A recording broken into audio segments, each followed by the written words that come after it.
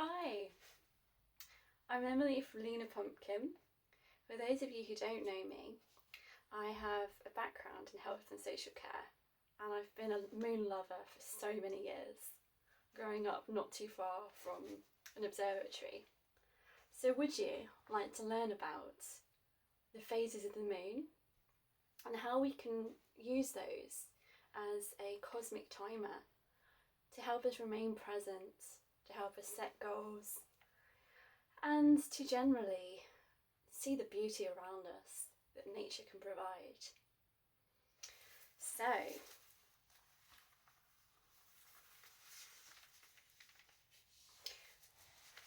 the moon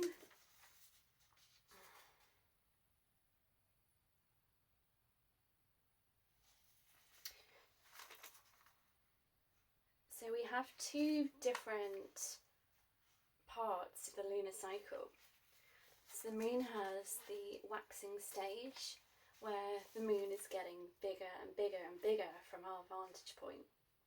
So we can never see the whole of the moon. We see one side of it, which is illuminated by the sun. And that's how we get to see it in all its glory. So the very first stage of the waxing cycle of the moon is the new moon. So at the new moon, we can't see the moon at all. It's completely plunged into darkness. Then we've got the waxing crescent, where we start to see like a small smile of the moon, shall we say. Just a small slither. Then we have the first quarter moon, the waxing gibbous, and the whole of that waxing cycle lasts about 2 weeks. So this cycle of the moon is all about intentions. So what I love to do is set an intention every new moon of goals I want to work on for that lunar cycle. So the moon moves through each phase of the 8 phases. It's about 2.5 days per phase. And then after that waxing cycle, we have the waning cycle. So the waning cycle starts from the full moon, which is that peak of the lunar cycle, where we can see all of that illuminated part of the moon. Then we have the disseminating moon, which is also known as the waning gibbous. Then there's the third quarter moon, and then we have the balsamic moon. So I'm going to go into a little bit more detail for you in a moment. So the new moon, that represents new beginnings.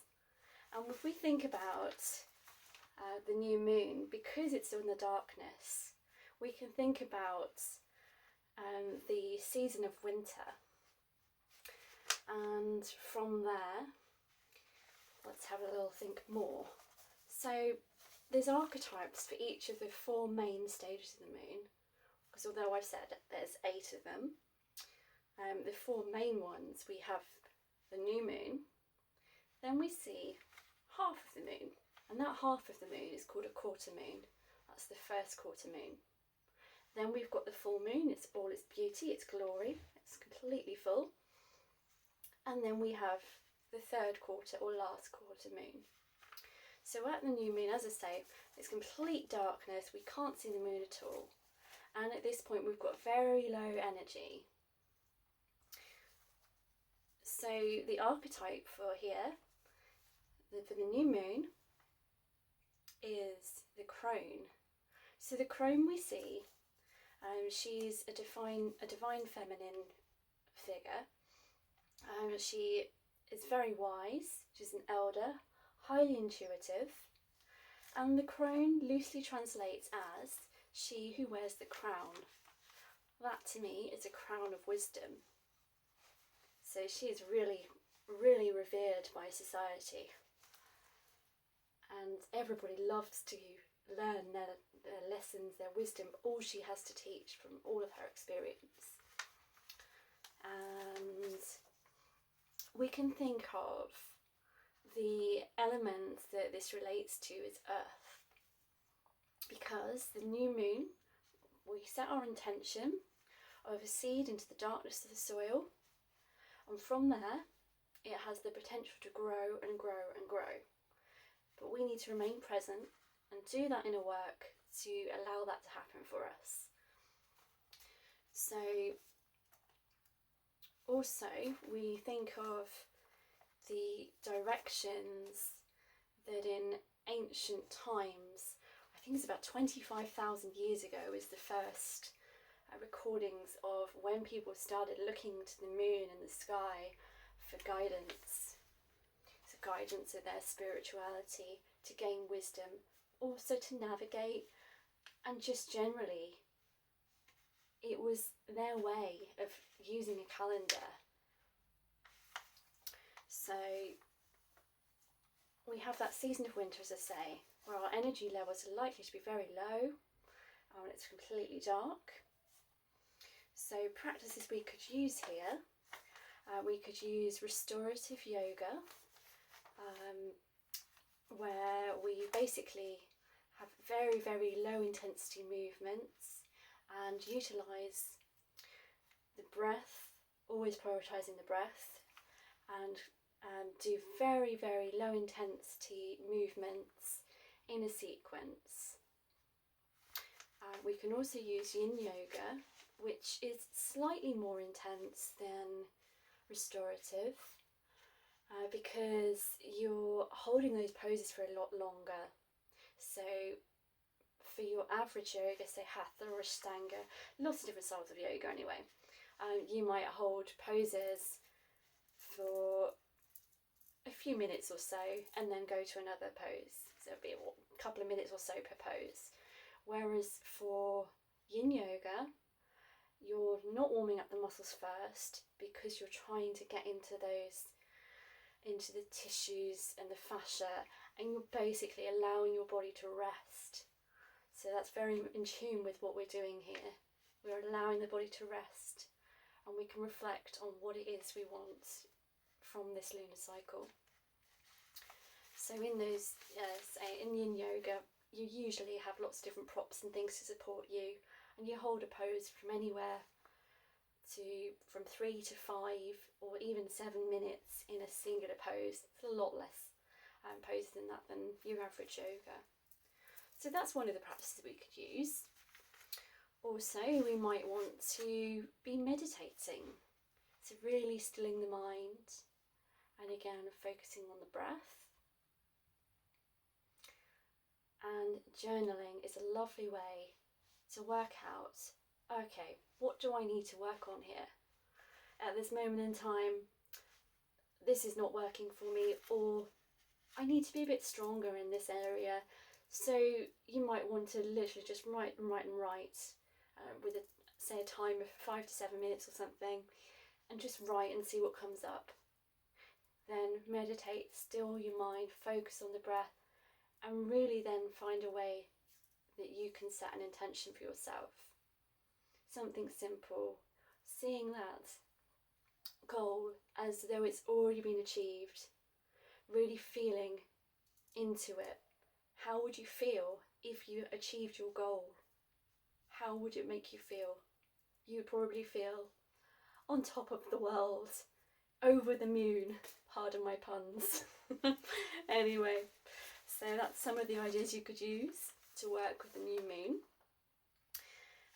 So the new moon itself, as I say, it symbolises new beginnings, but also in this time, a day or so beforehand, there's what we suggest is the death or the letting go of the previous lunar cycle. And then from that, it's kind of like a phoenix rising up out of the ashes. It's a really powerful way to hone in and really embrace that darkness within you. But that darkness is a thing of beauty, because from that darkness, new life grows.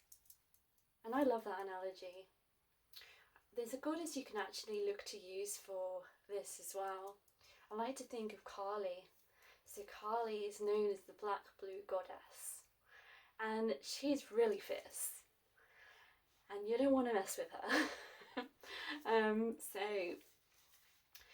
She is known to be the goddess of death, rebirth, and fierce protection. She holds no prisoners. So that's her. And then if we look into the chakras as well, so if we're saying that the element is earth, we think of the root chakra. So the root chakra is the energy center that is lowest on your spine. So the energy centers run from the very base of your spine right up through your heart and to the crown of your head, just slightly above. And so those energy centers really are keeping our body at its optimum health. So in medicine we say homeostasis, that's optimal well-being and health. So when we think of the root chakra, we can think of the base of our spine down into our hip points and our bottom, the soles of our feet, all of that's our root chakra. And that is the anchor point of our spine, what holds us together. So that's also what we can think of. But when we come to astrology, which is a really big love of mine, and I've learnt through Deborah Silverman's applied astrology. I've taken levels 1 and 2. Level 3 I will do in the future, and I'll probably give a few astrological readings to all of you at some point, should you want them. But for now, I thought I'd share all my knowledge with you of what I've learnt over the years in my spiritual practices, working with the Lunar Cycle to consciously be present. So when we think of the element of earth, we feel really grounded, we're practical, we're stable, and we have great plans. We have a lot of stability and lots of things to think about and ways to get things done. So the earth signs within astrology are very focus oriented on the task in hand. You think of the signs, they make lists and things. So the earth signs, we have Taurus. Taurus is the second sign of the zodiac. And Taurus persons, or people with sun, moon or rising in Taurus, they love to feel comfortable. They lean into sort of this sensuality. You might think of somebody with a lot of Taurus in their chart as being somebody who likes to have a very similar routine each day. They find a lot of comfort in their routines. And actually, Taurus being the second side of the zodiac, so the signs of the zodiac also correspond with the houses too. Although we can of course have our own planets and signs different in our birth chart, our natal chart. But Taurus traditionally rules the second house. So the second house is all about values. Be those values in money and our spending habits, or values of ourselves, what we find is valuable to us, how we represent what we want and what we need, what we are deserving of in ourselves, and what we feel we can give to others. So it's those values. So the other earth signs are, what do we have? We have Virgo, which is the 6th house of the zodiac. And Virgo, we think about analysis. Their phrase is I analyse. So Virgo on the high road, really feeling comfortable, but also being on the A game, shall we say. A Virgo would be very much looking after their health and well-being, their routines, and really using that critical thinking in a way that is not judgmental, but a way that serves a business or their life, helps other people, are very, very helpful people, often with a lot of Virgo in their chart. But also quite modest too. The low road of Virgo would be in judging themselves too much, thinking they're never good enough. But actually, Virgo, I want you to know you are good enough. Your practicality, people can learn so much from, and your emphasis on health and routine is beautiful. You don't need to constantly be doing more and more and more, because you're helping society in such a wonderful way. And actually, at the moment, we have a Virgo full moon. So that's probably why a lot of my thinking is here. With the sun in Pisces and the Virgo full moon. And then we also have the sign of Capricorn as an earth sign too. So Capricorn is the 10th house or 10th sign of the zodiac. I use this interchangeably because in the system that I've learnt through, we actually correlate the two in some respects. So if you were to have your sun in Capricorn, then your sun wears that lens, and you see things through the eyes of practicality, and you're going to be likely to be quite ambitious, loving your work and your career, and really, really, really focused. So Capricorn is ruled by Saturn, so we could think about the karmic aspects of that.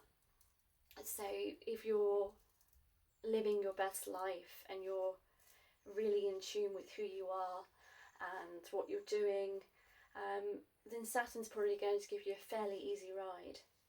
Whereas if you're not in alignment with your soul purpose and what you've come into this life to do, then Saturn might kick your butt, to put it bluntly. But we do all have our life lessons to learn, and often Capricorns can be quite disciplined. So that's a couple of the earth signs.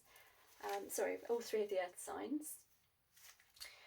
So that, I say, we've covered most of the new moon and the things that I like to focus on and how you can correlate those together.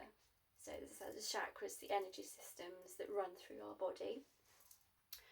The moon phase itself with the new moon, but also focus on different practices you might use. So that's most of that covered. Oh yes, also I like to talk about Durga. So Durga is considered the goddess of the new moon. So you could do a chant to Durga if you want to, each new moon, as a way of celebrating the new moon coming in. I might do another video on the chants that you can use. And obviously let me know in the comments of this video if you'd like to see that and what you'd like to see future videos on. Well, remember, if you're resonating with the content that I'm sharing, feel free to like and subscribe and hit the notification bell so you don't miss another one. It always feels so cheesy saying that, but please do so if you like what I'm sharing. Okay, so after the new moon, our next big phase of the 4 main phases is the first quarter moon. So the new moon was where we have the sun and the moon conjunct. So planets that are conjunct, although the sun is technically a luminary, so the sun and the moon are they light our day and night to some extent. The moon reflecting the sun's light. So they bring us night and day, also affect the tides, the seasons, and the sun with its life force, masculine yang energy, and the moon with its receptive, intuitive energy. They flow in a lovely dance together. Well, that's how I like to see it anyway. So as I say, that's the new moon having two conjunct. And the first quarter moon, we have the sun and moon at a square, so it's at a 90-degree angle. And we see what looks like half of the moon at a time. So that first quarter moon is approximately 7 days after the new moon. So at this point with squares, we often see challenges arise. But also at the first quarter moon, our energy levels, they're beginning to rise. So you can start taking actions on the goals that you set. Whether it's from scheduling things in your diary, meetings, ways to research, depending on what goals you've set for yourself, really. And also, what else? Okay, so the archetype for the first quarter moon is the Maiden. So she's young, and she's intuitive. Sorry, a bit tongue-tied there. She's intuitive, and she symbolises the wonder and the consciousness. She's optimistic, uninhibited, and we think of air here and the season of spring. So we've had winter with the new moon, and now we're going into spring with the first quarter moon and the element of air. So the air signs are Gemini. So Gemini is symbolised by those two twins. There's the duality between our thoughts and how we communicate those in the world.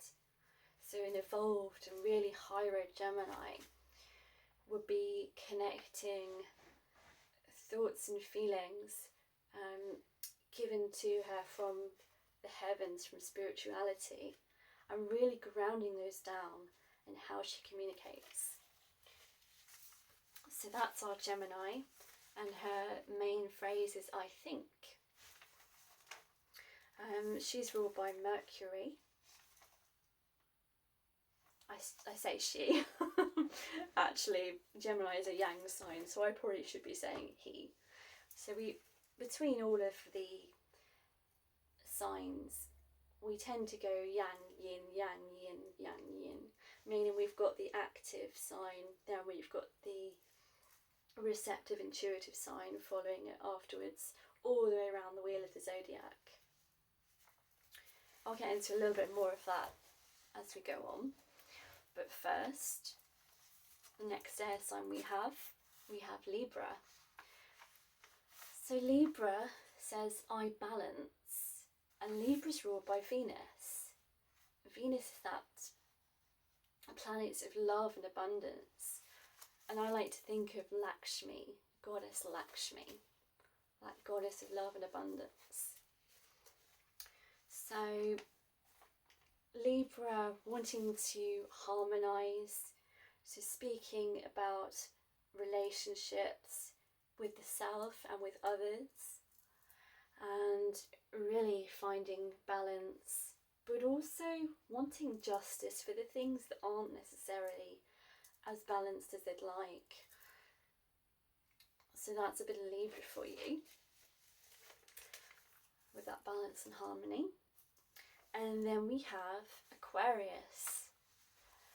So modern astrologers would say that Aquarius is the sign that we relate to astrology, whereas more older astrologers, or the older consciousness, shall we say, of astrology, would say Saturn. Because an interesting fact here is that a lot of the time, when we were thinking of the planets of the solar system, Saturn was the end of what a lot of people saw. So they saw the Sun, Mercury, Venus, Earth, Mars, and as far as they could see, we could only see as far out as Saturn. And then it was discovered that past Saturn there was also Uranus, Neptune and Pluto, although technically these days Pluto is seen as a planetoid rather than a planet.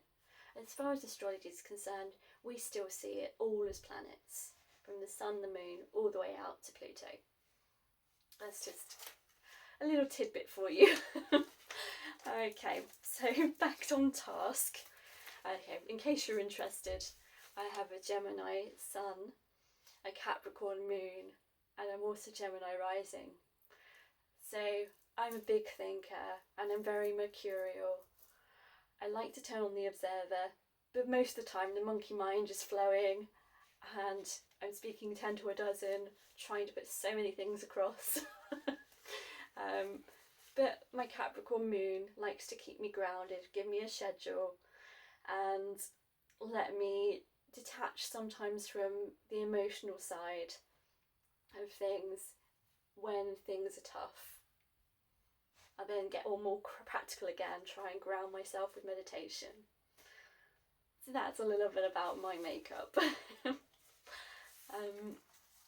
And so we think also with the third quarter moon of the heart chakra. So the heart chakra and air, they go together quite well. So the heart chakra talks a lot about our love for ourselves and for others that we show in the world, and really about compassion. And what I love about astrology is that astrology helps to see ourselves and everybody around us through that lens of compassion, celebrating the individuality and the diversity that we all have. So that's why I love it so much.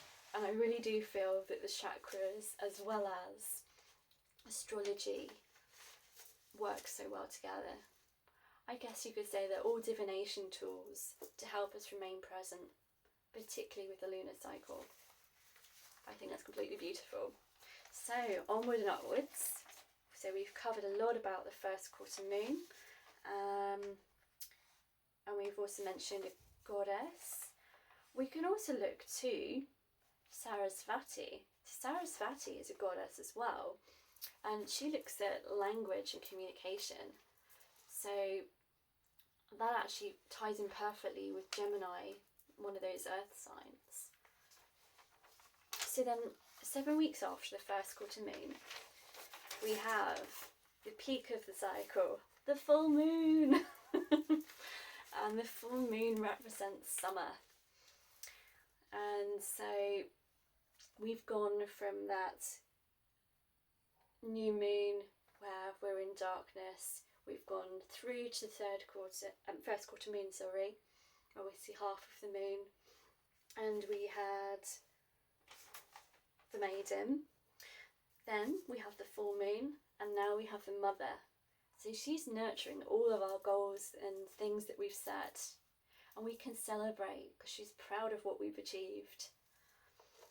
She's fertile. We're going to feel really, hopefully amazing, unless you experience the restlessness of not being able to sleep, which unfortunately some people do.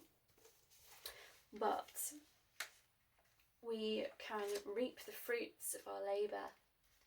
So I also like to think about how that comes back to nature and the world around us. We had that seed of intention at the new moon, and then we had spring, and now we have summer, where we can see a flower in full bloom.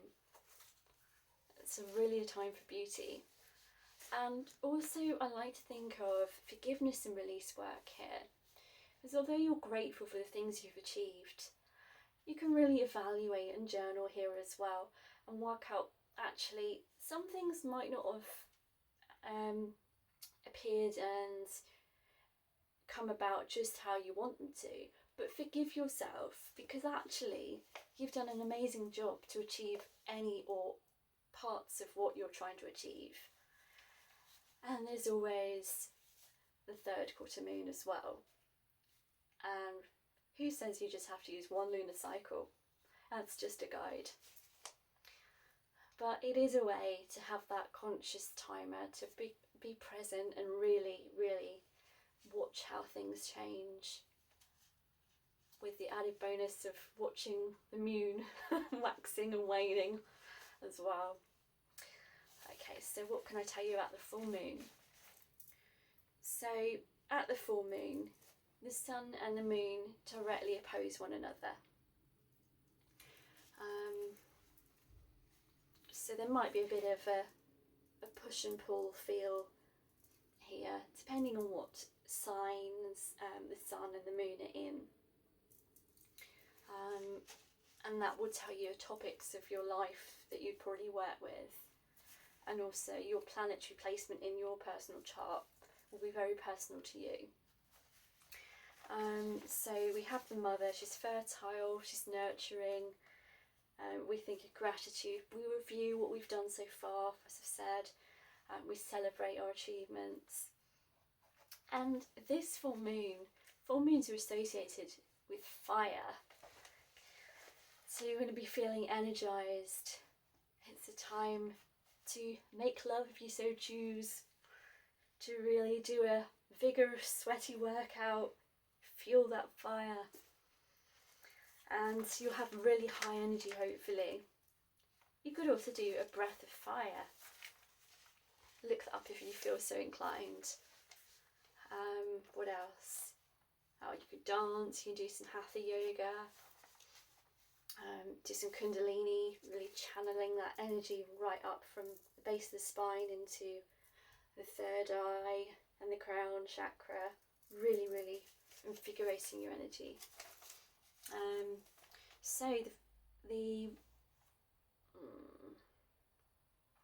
Oh yes, we've got the solar plexus. So the solar plexus is the next chakra we work with. The solar plexus sits just above your belly button. It's that area about confidence and our ambition, and it should be a really, really powerful place for you if you are resonating with the chakras, the energy wheels through our body. And it's associated with the colour yellow. So the direction we have for the full moon is south. So if you were to make offerings to spiritual beings or just to Mother Nature itself, so I'd like to say Mother Nature and Father Sky, so the sun and the moon, and just generally feeling into the world around us. So you make offerings to the south, and there's a lot of forgiveness and release work you can do. I also like to think of Ganesha at the full moon, and it's a Hindu elephant god, and there is a chant for that one as well, which I might go into at some point for you. Probably not in this video because I'm trying to pack so much in. So we think also of full conviction at the full moon. And the fire signs, they are Aries, which is the first sign of the zodiac. And Aries, it's all about your body, it's the I am. I am is the phrase we associate with Aries. It's spontaneous, it's about your body, your appearance, your identity, your ego. And it's ruled by Mars, fiery planet Mars. We think of ambition, drive, but at its low end it could be anger and rage. But of course there's always the high road and the low road of all the signs of the zodiac and all the elements. And it's up to you to do the inner work to really be aware of what comes up for you and give yourself full permission to experience all emotions. All your thoughts, all your feelings are valid. Just be aware of them and release what no longer serves you. So we don't want that in the next cycle. Right, what else? So after Aries, we've also got the fifth sign of the zodiac, Leo, is another fire sign. So Leo says, I will. It's about your willpower, your courage. It's about creativity and passion. And within the house, the 5th house, we also think about children as well as our creativity. And then of course we have another fire sign, because there are 3 to each of our elements. So we have Sagittarius. So Sagittarius is the sign that sees the bigger picture. I often think of philosophy when I think of Sagittarius. It's the higher learning. It's really about growing the mind and travelling, whether that's spiritually or whether it's travelling the world. You get to decide. Of course, where Sagittarius is in your chart, you can look that up should you so choose. I like to use astro.com, but there's also Cafe Astrology and lots of different other ways to find out your sun, moon and rising, and get your chart so you can look at where all the planetary alignments are for you. Okay, so that's our full moon.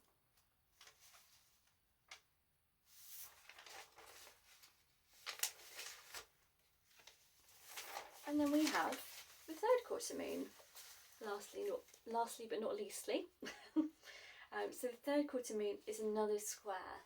So the sun and the moon are at that 90-degree angle again, and squaring each other. So I love to tell people here to really express yourself, whether it's in a journal or in a way of setting your boundaries for yourself and others. So you're really clear as to what works for you and what's acceptable for you. And it's represented by no other than the wild woman. So she's that archetype that is not so accepted by society. And she's wild, she does what she wants when she wants, but actually it's because she's probably been shunned for so long. She's had to endure so much, and there are parts of each and every one of us, regardless of your gender, that are masculine and feminine. And as I say, the masculine luminary is the sun, with its active yang energy, and the sun has that life force energy. It's the essence of what makes everything thrive and grow. But the moon is also very important, because it sets our night, our sleeping and waking cycles. So the technical term for sleeping and waking cycles is the circadian rhythm. But also with the moon we have that more inward internal energy, reflectiveness, the intuition, being receptive and open to what arises. So we have the two always balancing and offsetting each other, and that's the polarities to work with. Okay, so the 3rd quarter moon, we said it's a wild woman, and the 3rd quarter moon is 7 days after that full moon. And the season for the 3rd quarter moon is traditionally autumn. So if you think of the seasons as well, where we had the full moon was that beautiful flower at its fullest in bloom. We also then have in autumn the leaves come off the trees, the flowers, the blooms start to die away, and our energy levels again, they start to lower, and we typically turn inward, we become reflective, we evaluate again. If we hadn't reached fruition with our goals at full moon, we were still continuing into that 3rd quarter moon to try and tweak and get the last little bits completed if we could, depending on what kind of goal you're after. So as I say, with the autumn, the leaves come off the trees, the flowers, the blooms start to die away. So I'm just going to have a bit of a drink. I'm talking so much. Typical Gemini.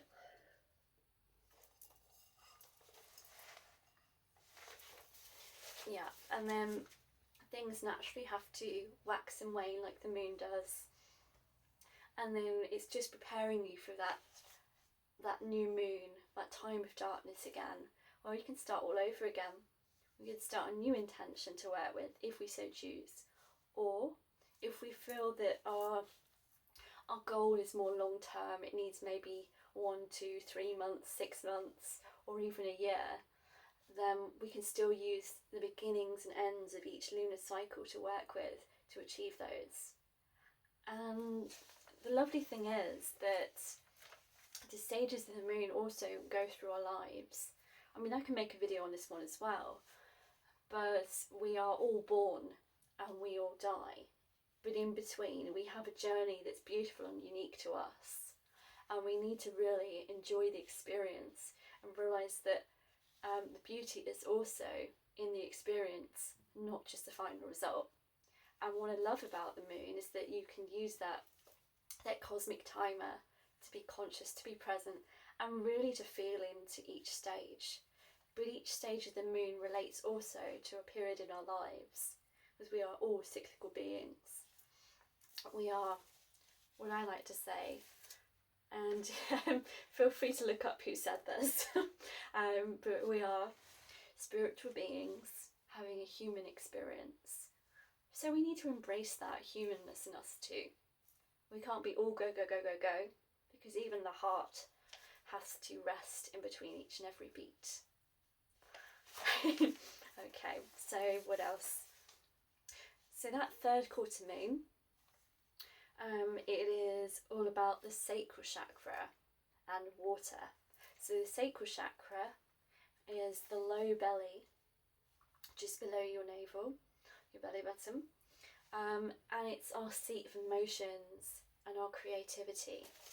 And that is actually very much in line with what we have in astrology as well, because we think of water, the water signs are highly in tune with their emotions, and even the moon herself, that is within a water sign framework. So let's talk to that a bit more. So the fourth sign of the zodiac is Cancer, and who rules Cancer? The moon. So there we go. Cancer, the phrase for Cancer is I feel, and the fourth house of the zodiac, which Cancer traditionally rules, so that it's all to do with our family, our loved ones, nurturing both ourselves and our relationships with the world, shall we say. It's about the first tribe you create, your family. So also we have Scorpio. So Scorpio is the 8th sign of the zodiac, represented by the scorpion, and Cancer's the crab with its hard shell and its soft interior, its beautiful emotional centre, but its protective outer shell. And the Scorpio, beware of the sting. Of course, that's not true for everybody. That might be the low road of Scorpio. So basically, Scorpio is I desire. So it's about your desires, be those regards to your joint money, your sex, your taxes, anything taboo, anything that's really subconscious, because the water signs like to look at the subconscious. And we also look at inheritance here as well. So there's a lot to think about with the 8th house. And if we were to look at numerology, which is something I've briefly looked into as well, another divination tool or spirituality practice, shall we say, the number 8 is also in tune with the infinity symbol because the number 8 on its side creates that infinity symbol, which is all about eternal life, and it's really a powerful number to have, which is why when people do chanting in Sanskrit, or even in English if you feel more comfortable, we often use 8 or 9 as powerful numbers. I'd have to look up the numerology for 9, but it's also a very powerful number. But yeah, you do 8 repetitions of that particular phrase, should we say, although technically chanting is sounds rather than phrases, but they can be worded as they are in the ancient language of Sanskrit, which links me back to yoga again. Yeah, so I found, as you would see in my Shoot for the Moon speech, if you want to watch it, that yoga and spiritual practices, they've really healed my childhood trauma and childhood wounds, which actually, regardless of whether we are knowledgeable or aware of, our childhood can really shape our future, and there are lessons to learn throughout our entire life, based on what we've learned when we were growing up. And of course we can heal anything we like within ourselves, should we want to, and should we actually be brave enough to do so. And you have to be brave to heal yourself. What else would I like to tell you about that one? So we've discussed the signs, the water signs, and we've looked at the chakra representation. So within the third quarter moon, I would say it's great to practice discernment. Really be discerning as to what you want, what you need, and how you want to continue, and what you really want to bring with you that you've learnt, because we are always learning and growing, from this lunar cycle into the next one. And of course, whatever doesn't serve you, leave it behind, release it, let go. So some of the practices you could use are meditation, of course. What else? Oh, really tidying up your home, your environment, your mental processes, your thoughts, your feelings, really being clear. So I like to do a brain dump journal here. Just let it out and let go. I think that's us almost coming to a close. So I hope I've given you some things to think about. And remember that we are all within oneness. We are all interconnected, as we are with nature, with the animal kingdom, the world around us. So what we do really impacts the life of everybody and everything around us. At the end of the day, we're all energy. I think it was Carl Sagan that said we're all made of star stuff. So that's something for you to ponder if you should so choose. Anyway, thank you for watching. If you've made it right the way through to the end, remember to click the like, the subscribe and the notification bell so you don't miss future content. And thank you. I love you. I really appreciate you. Have a wonderful rest of your day. Take care. Namaste.